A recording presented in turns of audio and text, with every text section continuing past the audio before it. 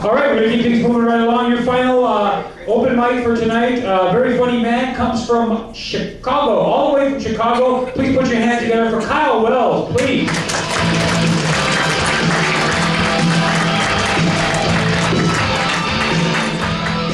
All right, thank you, Toledo. Got in town first thing, went to the mall, bought this jersey, know nothing about sports, but I is one of my favorite vowels.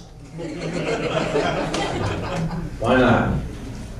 Yeah, a lot of people exercise at the mall though, don't they? I always see people in the mall do this walk that I can only describe what it looks like is fast motion cross-country skiing, you know, this.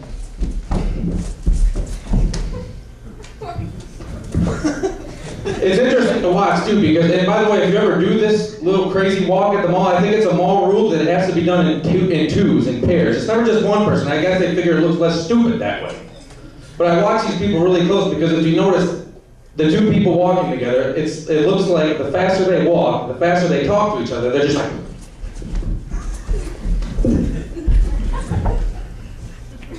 I don't know. Everybody's on diets. I hate the people on diets. They're always telling everybody they're on diets. This is so annoying. You know, like, oh, you guys, I've just been doing so good since I started on this diet. You don't even know. I'm telling you right now, I exercise all the time. I do 16 hours of cardio a day, man. I'm telling you, I don't even go to work anymore. That's all I do.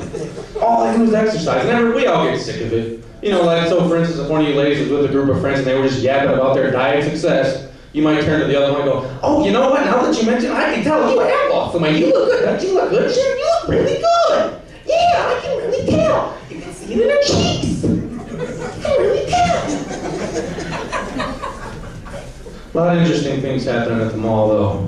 A lot of attractive women at the mall all the time, it seems like. Of course, I love this time of year at the mall because they all wear those low-cut tops, you know, because they know guys will look, and we do. Of course we look, you know. Woman walks by, guy goes. They do that.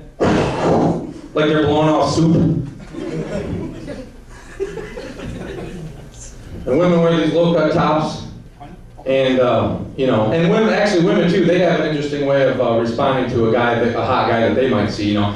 Basically what women do when they see an attractive guy is they talk slow when they describe him to their friends. They go, oh my God, Lindsay, did you just see that guy? He was so hot. That's what women do. But men love cleavage. A man sees cleavage like seeing a celebrity. They're the exact same thing. It's like, where is it? I gotta see. Where is it? I gotta see. They like become Lucy Ricardo or something. Yeah, I like the mall. I like going to the mall.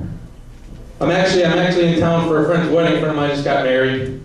And I gotta tell you, I love the bouquet toss that women do at these things. I think they could make that a sport. That could be like, they could like advertise for that and everything because all the women show up. They look like they trained for like months. Like, get ready, back up, everybody back up.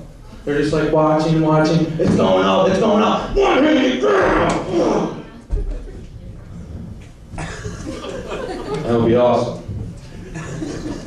So actually, his wife is younger than him, and when they began dating, all her friends called him a cradle robber. And I got to thinking, you know, the idea of an actual cradle robber, think about this.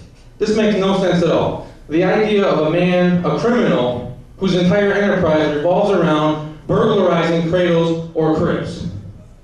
It seems like a waste of time, doesn't it? You know, it's like, honestly, what would they do? What would they do? It's like, would they scrap mobiles? Come on, get these out of the warehouse. They gotta move by Friday. They gotta be on the street. Let's go! And you know, it's like, what is the street value? What could the street value possibly be for those big plastic pastel keys? Like, who's hard up for those anymore?